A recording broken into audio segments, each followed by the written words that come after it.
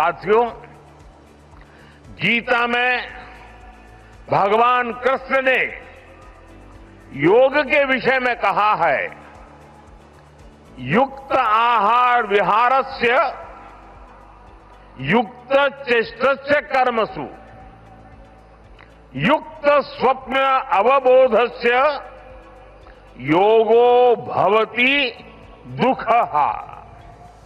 अर्थात संतुलित आहार विहार से,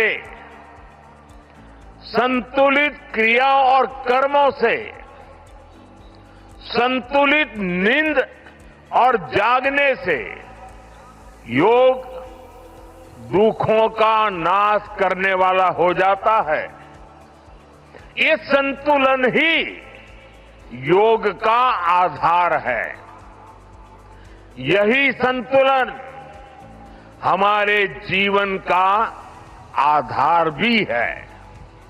लेकिन ज्यादातर लोग आज इस आधुनिक समय में जीवन के असंतुलन से ही जूझ रहे हैं।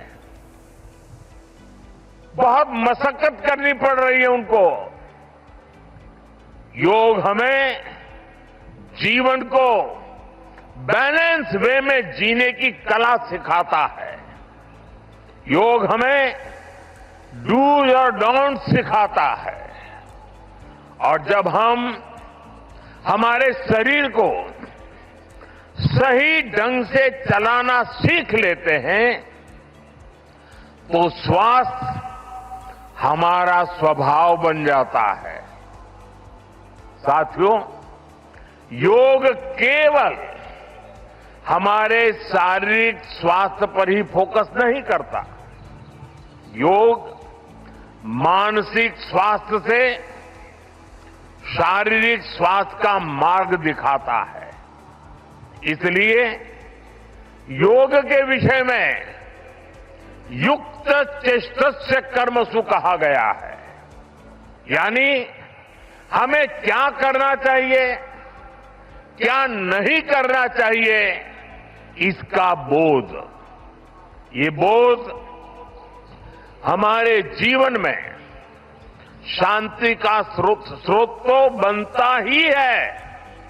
इससे विश्व शांति का मार्ग भी खुलता है। इसलिए योग आज केवल हमारी पर्सनल लाइफस्टाइल के लिए जरूरी है, इतना ही नहीं है। योग दुनिया के बेहतर भविष्य के लिए एक आवश्यकता भी है।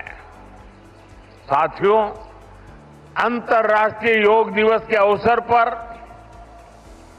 करोड़ों लोग योग से जुड़ते हैं।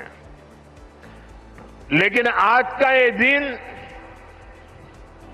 हमें अपने साझा संकल्प को फिर दोहराने का अवसर देता है।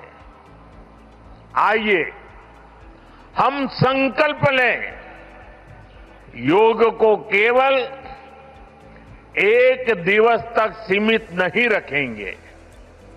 योग को केवल एक कार्यक्रम तक सीमित नहीं रखेंगे। हम योग को अपने जीवन का हिस्सा बनाएंगे, अपने परिवार का हिस्सा बनाएंगे, अपनी आने वाली पीढ़ियों का हिस्सा बनाएंगे।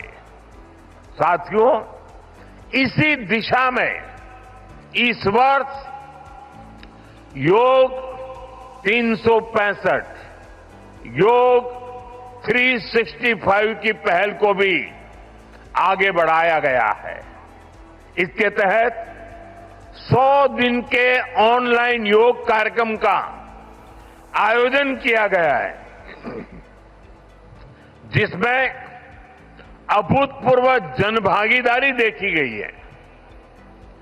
130 देशों के 30 लाख से अधिक लोगों ने इसमें भाग लिया है।